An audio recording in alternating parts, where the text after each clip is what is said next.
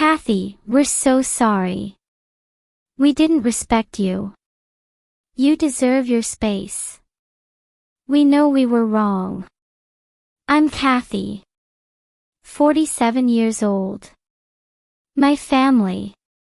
My brother is Noah. 16 years old. He's an active teenager. He always makes me laugh. My sister, Sarah, is 9 years old and even more active. My parents are Mark and Linda. My dad is retired. My mom, despite her age, is always the one who does everything. I love my family, but sometimes I feel violated, especially when they enter my personal space without respect. One summer day, as I sat on the porch, the waves rolling in from the beach, my mom called to complain. Her voice was soft, but I could sense the urgency in it. Kathy, your family and I are coming to visit this summer. We'll go on vacation and have a nice meal together. I listened to the silence for a while. Mom's house was quite small, just enough for one person to live in. This place was not peaceful, nor was it a resort. But no matter how I explained, Mom still didn't show that she was busy. She continued, "We're only staying for a short time. You know, the whole family will be happy to see each other again." I felt that it was wrong, but I didn't want to upset my mother, so I just reluctantly replied, "I'll try to arrange it, Mother." Actually, I had a bad feeling in my heart since hearing this. But I couldn't refuse my family. I thought that I would find a way to make things work. The following week on March 3, 2025, I received a call from my mother and more messages and emails from her, all of which were swirling around in my head, even though I had made it clear that my space was only suitable for one person. But what I felt at that moment was not only discomfort but also confusion about my previous decisions. Finally, on March 3, 2025, my family arrived. They came without warning. I felt that my family did not respect my wishes. As 3 cars rolled down my gravel drive, I stood there, looking out the window, my heart heavy. I felt as if my entire quiet space was being invaded. The children's laughter, footsteps, and constant requests from my mother. My mother called, "Kathy, what are we going to eat? Have you prepared food for the children?" I heard my mother's voice from outside in my head, shaking like a nightmare. I had said many times that my house was too small to accommodate a large family. "Mom, this house only has 1 bedroom and a small living room. We can't stay here all week. I can't cater to everyone's needs," I told my mother when she asked me to buy food for the children. My mother stared at me. "Kathy, don't worry, I will. We are only here for a few days, everyone will help you, but a woman in the palace like me could not feel that disrespect." Things continued like that every day. I still had to prepare meals for the family, while they kept demanding special dishes for the children. The children were picky eaters, and there was leftover food. The whole family moved in my small space, laughing and arguing, making it impossible for me to concentrate on. My mother told me to do more work. At that time, I not only felt tired but also deeply hurt. I felt like I was doing everything without any sympathy or respect. They did not understand that I needed my own space, not a vacation so I could have fun. I used to love my family, but now, their respect for me made me feel like I was being violated. The endless demands from my mother and the laziness of my brother Noah and sister Sarah made me feel even more worthless in their eyes. They were always judging and competing with me. Every time I tried to suggest or ask them to respect my space, they walked away and did not respect my words. I felt entitled to something but did not receive it. Every word they said was like a knife stabbing into my heart.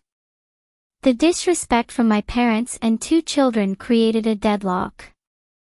They only saw me as a tool to satisfy their needs, without thinking about my feelings at that time.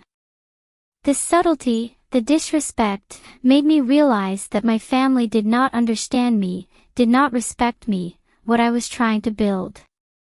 I was not a resort for them, I was just Kathy, a weak woman, trying to keep peace in her life. But their silence, unreasonable demands, and lack of concern made me feel abandoned in my own family. Today, my family still refused to leave. I felt like everything I had built, everything I cared about, was being invaded. I went to the beach, where I thought I would have some peace to relax my mind. But unlike what I thought, my family once again made everything violent. The laughter of the children caused a ruckus in society, and the arguments between my mother and father about what to eat, all created this chaotic space. The beach I thought would give me a feeling of relaxation, but when they arrived, the air became suffocating. My siblings continued to make everything enthusiastic, while my mother kept making demands, even taking me into the kitchen to cook dishes that I had not prepared. I looked at the sea, feeling like everything was being completed around me. I couldn't breathe, couldn't work, and couldn't find the peace I once loved. My stress reached its peak on Saturday morning. After a long sleepless night, I couldn't take it anymore. I stood up, walked out of the room, and faced my family, trying to stay calm even though my heart was exploding with rage. "This is my house," I told my best friend in a firm voice. No matter what happened, I was the one responsible. For the first time, I stood up for my best friend. My mother and other family members, although they seemed surprised, eventually listened. No one said anything after that. They just cleaned up and packed their things, getting ready to leave. I thought about what had happened. I felt relieved, but also a little sad. Although I had achieved what I wanted, the price I had to pay in return was something that shouldn't have happened. Saturday morning after my family left, I felt a strange feeling inside, both relieved and sad. Although I had kept my space, that did not mean I felt completely happy. It had taken me too long to realize that I deserved a peaceful and respectful life, not one that was invaded and secured by my loved ones. With a strong determination, I promised myself that I would never let anyone invade my space again. I learned to set boundaries and protect my rights, and I knew that this was the first step to living the life I truly wanted. Self-respect was not something far away, but an integral part of every decision I made from now on. On Saturday, March 15, 2025, as I sat quietly in my living room, my phone rang. It was my mother. For the first time in days, I sensed a change in her tone, no longer urgent or unreasonable. "Kathy, Mom and Dad are so sorry. We didn't respect you. You deserve your own space. Mom and Dad know we were wrong," Mom said, her voice softer than usual.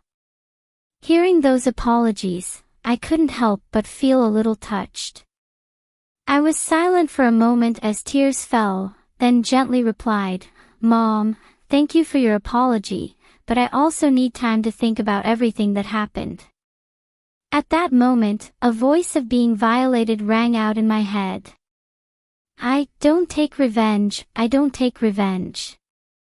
At this moment, I realized that respect is not simply about not letting others invade my space, but also about understanding myself and the values I am protecting. I can't let negative emotions overwhelm me. The second incident is an important part, but it does not mean forgetting what happened. It is a process for me to accept and learn to move on, to protect the peace in my life. The apologies from my family, I know that this relationship will never be the same again. But I have learned to protect myself, and I will continue to maintain the peace in my life, no matter what difficulties or changes I have to face. My relationship with my family will change, and I hope they will understand and respect me more in the future. I sat in the small house by the sea, looked outside and felt the peace return. Finally, I realized that sometimes, you have to overcome difficult challenges to understand. I, Kathy, have my own life. After all that I have been through, I have realized that the most important lesson I have learned is to respect and protect personal boundaries. In addition, no one has the right to violate you or your personal space, whether it's your family or anyone else. For a long time, I ignored the uncomfortable feeling of being invaded by my family, but after those events, I learned to stand up and protect my rights. Nothing is more precious than the feeling of living in a space that I have created before, a place where I can be completely by myself, quiet and do the things I love. This lesson is not only for me but for everyone who is living in a similar situation.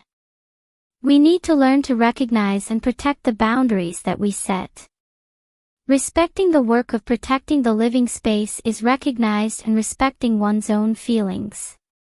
Every time we accept someone else's aggression, we inadvertently lose our own self-worth. That's why I decided not to retaliate. In the process, I also realized that the healthiest family relationships cannot be built without respect for each other's space and feelings. In the past, I was so focused on pleasing my family that I forgot that I also had the right to ask for respect and space. Family is a place where we can find love, but we don't always have to sacrifice ourselves to please everyone. A truly healthy family is one that listens to and respects each other, including understanding that each member has their own needs and space that should be. When my family realized the complexity they had caused, I felt a sense of relief. They apologized, and while there are still things that can't be fixed, I know that my family is learning to respect. They gradually realized that nothing is more important than maintaining harmony, trust and respect in. Finally, the message I want to share is, a healthy family relationship needs to be built on the foundation of important religion. We cannot love and care for others if we do not know how to love and care for ourselves first.